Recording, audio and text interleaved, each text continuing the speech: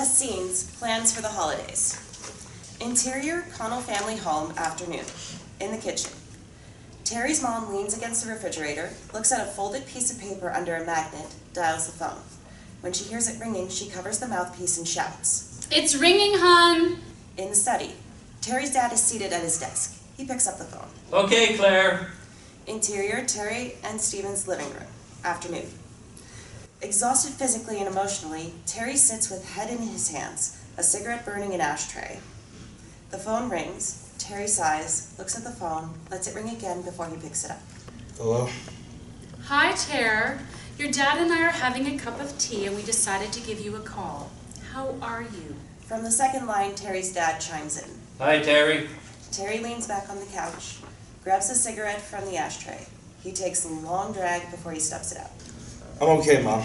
Intercut between Terry and Terry's mom and dad. Just okay? Yeah, well, Stephen had a pretty rough morning after a pretty rough night. So, okay, it's probably the best you'll get out of me. Terry removes a half-smoked joint from the ashtray, lights it, inhales. Oh, well, we, your dad and I. Son, your mother and I were making plans for the holidays and want to know if you'd be making it up for Christmas. Terry looks out the window, takes another hit. I haven't given Christmas a whole lot of thought, Dad. It really depends on how Stephen is doing. Every day is different. Of course. Well, I would love to see you. We both would, wouldn't we, dear? Yes, Claire. I mean, that means I hope Stephen is feeling better. Terry's jaw drops. He shakes his head.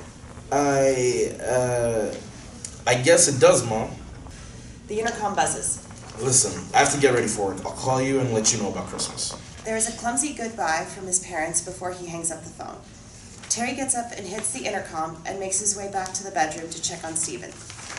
In the bedroom, Stephen sits up in a messy bed. Who's on the phone? Terry moves over, picks up an empty glass, some dirty tissue off the side table. My parents, they want to know if I'm coming up for Christmas. What did you tell them?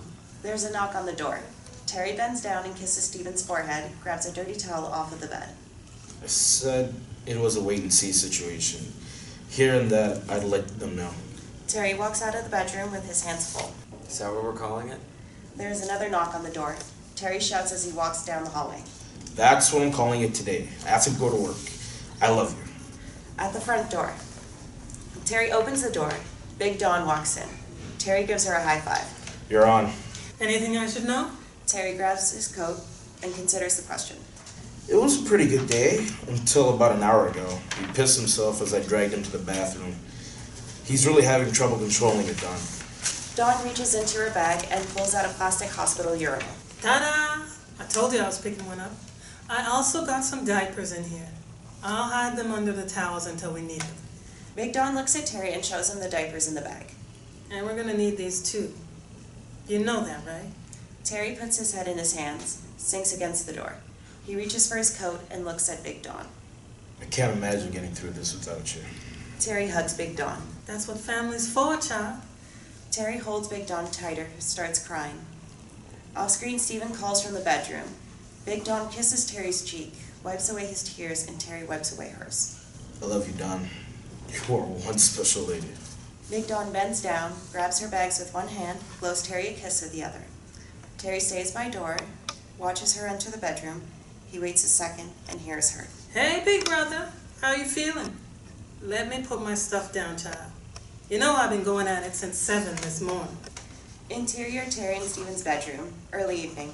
Stephen sits up in bed, holding a glass, sipping on a straw. Big Dawn is in a chair next to him. TV is on, muted. I love me some Hawaiian punch. Who are you telling?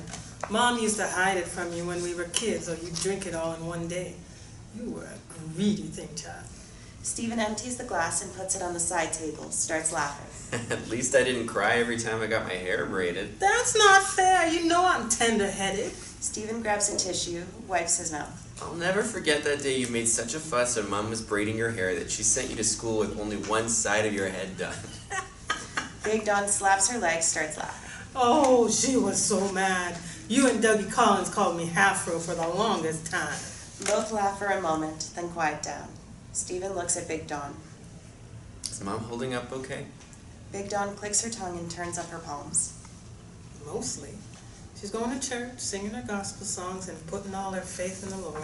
Stephen lets his head fall back into the pillow and closes his eyes. I wish I understood that kind of faith. It might make all this easier. Stephen opens his eyes, turns his head towards his sister. Dawn, you have to promise you'll look after Terry. I worry about him more than Mom or you. Big Dawn takes a washcloth, dampens it in a bowl on the table, and wipes Stephen's forehead. He's stronger than you think, sweetie. But don't worry. I'll keep an eye on him. I know how much you love him. Stephen shakes his head, then looks out the bedroom window. But you only see a small part of how I feel, Dawn. This love is deep, deeper than anything I thought possible. To me, it's the closest thing to God.